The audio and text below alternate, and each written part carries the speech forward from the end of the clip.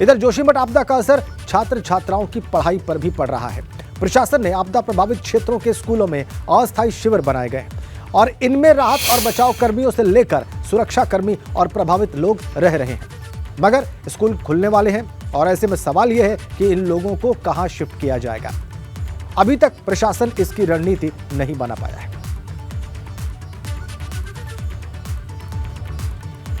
लोगों को स्कूलों में शिफ्ट किया गया था, लेकिन अब स्कूल खुलने वाले हैं तो अब लोगों को कहां शिफ्ट किया जाएगा, स्कूल कैसे चलेंगे, इसकी कोई रणनीति नहीं बनी है।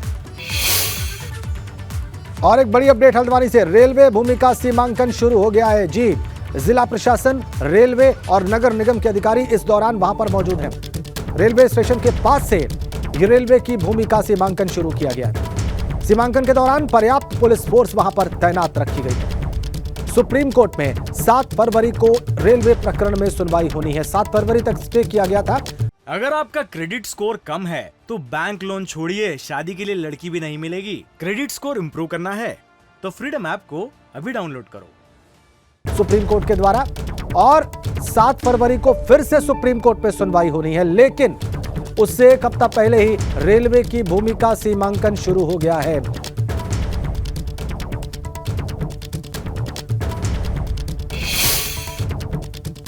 उधर जोशीमठ के आपदा प्रभावित एक परिवार के सामने भी नई मुश्किल खड़ी हो गई है। चंडी प्रसाद नाम के शख्स के घर पर प्रशासन ने लाल निशान लगा रखा है और उसे खतरे की जद में माना है, मगर अब प्रशासन कह रहा है कि उनका मकान माइनर कैटेगरी में है। शुक्रवार की रात मकान का पिलर गिर गया। गनीमत रही कि इस मकान में फिलहाल कोई रह नहीं रहा। यह मकान कभी भी गिर सकता है, मगर प्रशासन फिर भी इससे आंखें फेरे बैठा है। इस वजह से चंडी प्रसाद नाराज हैं। मकान के चारों ओर जमीन भी धंस रही है।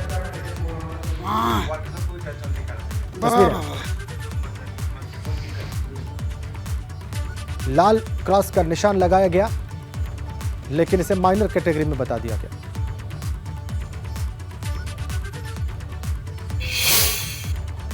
इधर भर्तियों में गड़बड़ी और नकल को लेकर सीएम पुष्कर सिंह धामी ने कहा कि सरकार इस पर सख्त एक्शन ले रही है।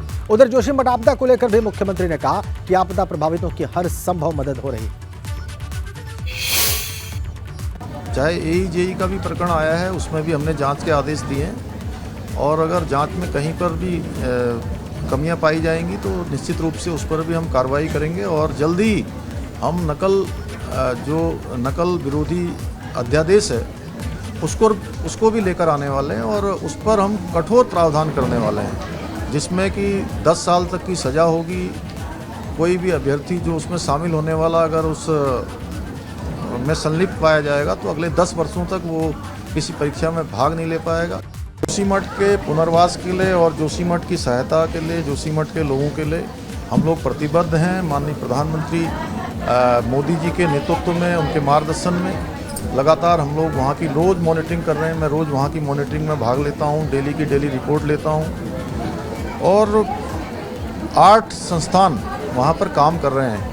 उन 8 संस्थानों की रिपोर्ट बन रही है, कुछ एक की आ भी गई है। उसके बाद एनडीएमए द्वारा उसको कंपाइल किया जाएगा। अगर आपका क्रेडिट स्कोर कम है तो बैंक लोन छोड़िए, शादी के लिए लड़की भी नहीं मिलेगी। क्रेडिट स्कोर इंप्रूव करना है तो फ्रीडम ऐप को अभी डाउनलोड करो।